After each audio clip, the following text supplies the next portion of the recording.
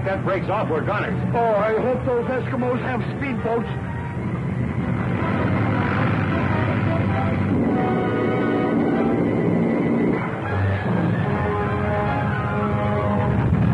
This is it. She's cracking up.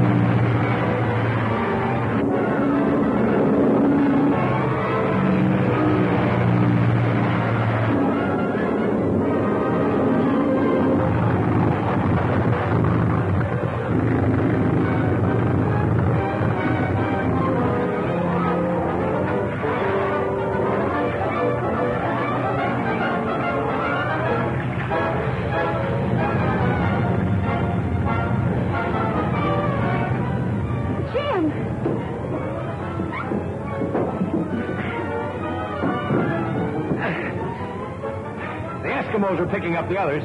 Where's my father? I put him in a kayak. Oh. Head for the village.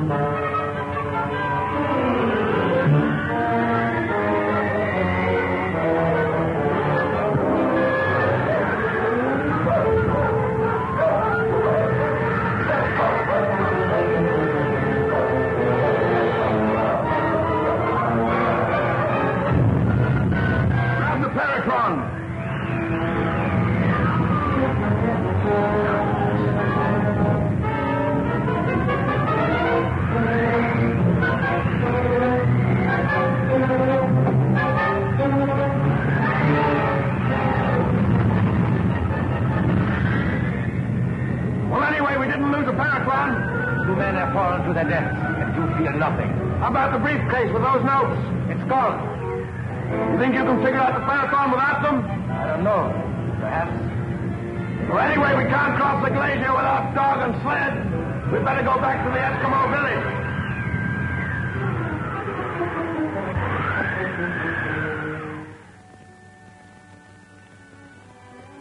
So there we were, marooned in the iceberg, till you came along with the Eskimos. Just in time, too. Just like an angel of mercy. You know what I can't figure out is what was going on board that boat. What happened to Dunn and why? Why was that poison gas loose in the cabin? You get out of those wet things and get some sleep before you take pneumonia. Don't worry about me. I used to go swimming with icebergs every morning before reveille. Yeah, he's a tough guy. Nothing ever happens to him. Hey, what's going on here? Oh. Is he all right? Yeah, just plumb exhausted. Needs some sleep. Well, see to it that you get some yourself. Yes, miss. I'll go check on Dad again. Yes, miss.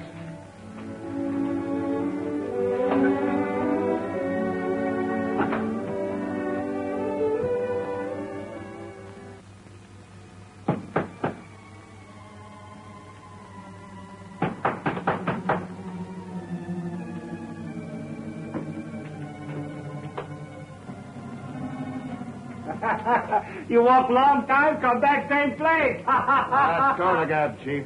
We're starting out again in the morning with a new outfit. All we want now is some grub and a place to sleep. More white men come.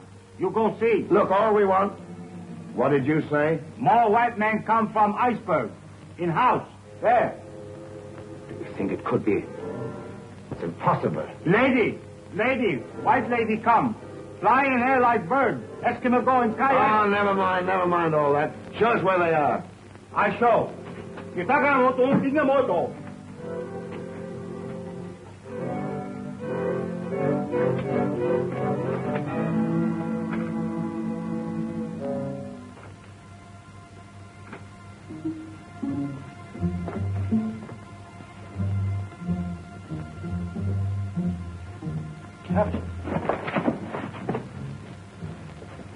Glad to see you got off the wreck, Bosun.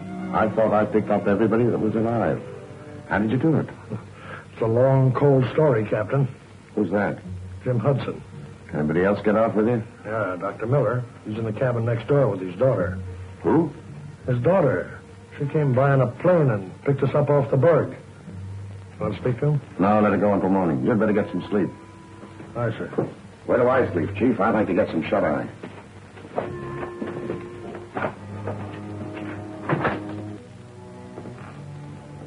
If we had not lost Dr. Miller's notes, it would have been different. But now that we found him alive, he must be kept alive. And the others? We will have to dispose of them. Distasteful but necessary. What are you so touchy about? That's my department, ain't it? What's worrying me is this time it won't seem so accidental. We must impress the chief with the fact that his tribe will be blamed if the white authorities ever find out. Well, I'd better get to work. Just a moment, Captain. First, my disguise. Forget it. They'll all be dead by morning except Doc, and we're taking him with us. You said that once before, and they're still alive. It's better if they continue to think that I'm dead. You masterminds sure ain't taking any chances. Hiya. Sit down. I'll fix you up.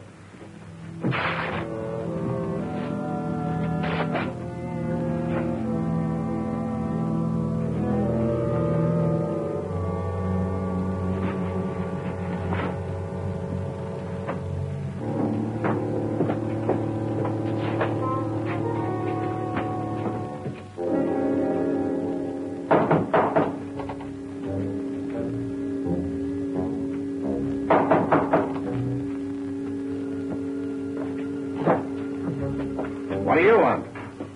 Oh, I couldn't sleep, Captain. I've been worrying about how we're all going to get out of here. Figure we might as well talk it over now. Sure. A couple of things bothering me about you.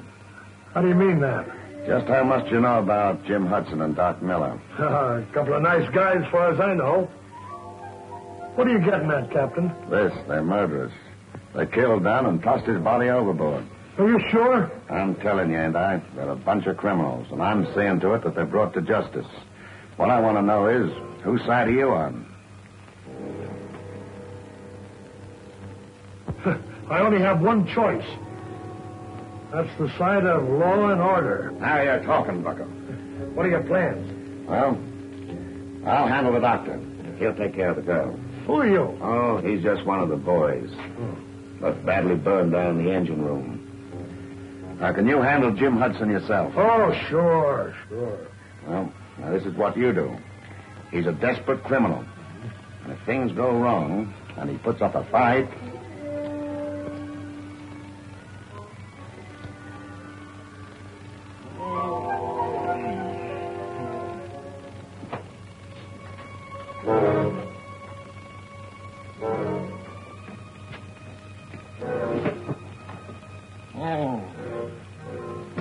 What's the idea? Tell me one thing and tell me the truth. What do you know about the Dunn murder? Murder? Done? Well, I don't know anything about it, and you know it. Captain Greeter arrived a little while ago with one of the crew. They say that you and the doc are criminals. We've been through a lot together, and I have my doubts. Why should Greeter want to accuse us? Does it have anything to do with a box about that high and that long with the doc's name on it? The Paratron. What? Never mind now. Where's Greeter? He's in his hut. He's going to grab the doc as soon as I tell him I put you away.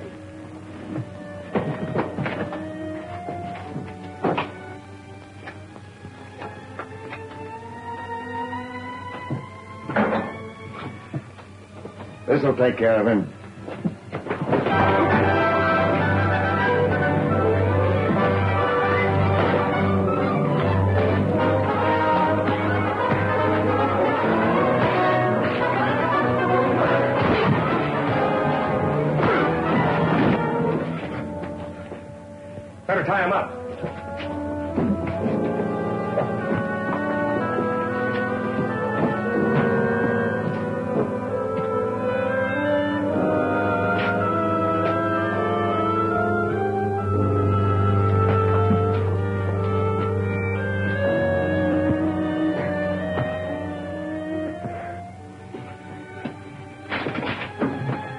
Yeah, it's the Peritron, all right. Hey, what is that thing? It's a secret invention of Dr. Miller's. You don't know it, Bosun, but you did your country a great service when you didn't slit my throat. I figured you were the right kind of a guy.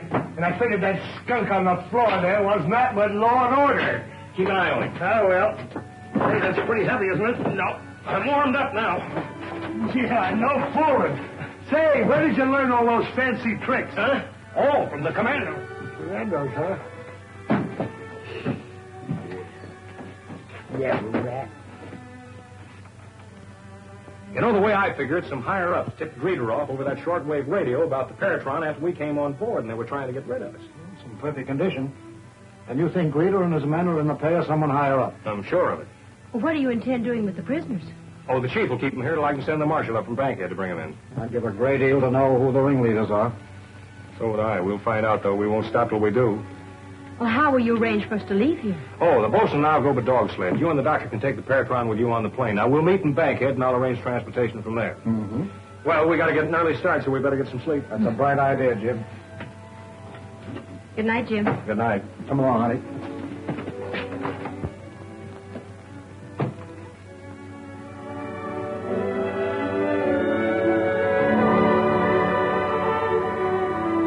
That's right. Gun sight mine.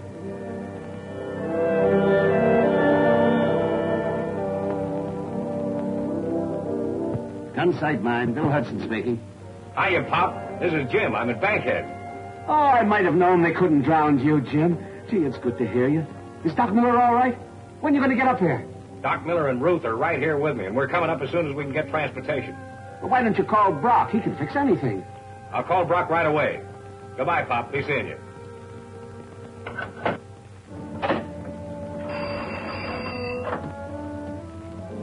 Get me Mr. Brock in Saskatch. That's right.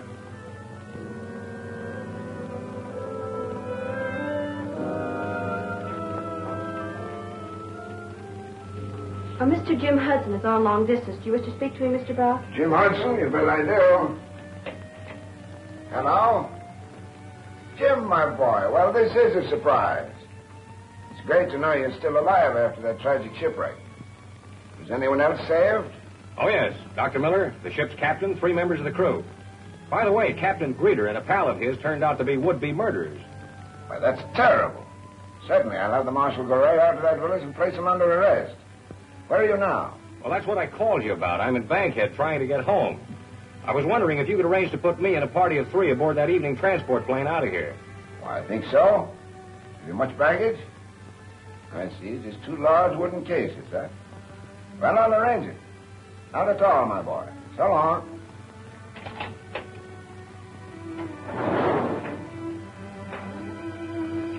HP to Brandon. Come in, Brandon. Brandon. Go ahead, HP. One of my men will leave transport plane number 3 at point M54. Pick him up and take him to your headquarters. Got that? Check. Make it good.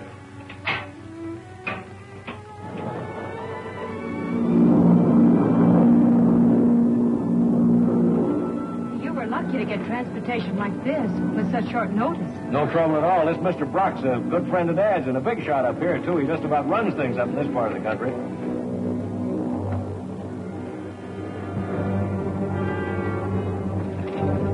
Hold it, everybody. Don't anyone turn around. Put your hands behind your heads. Everybody. Hudson, bring me that case you're guarding so carefully.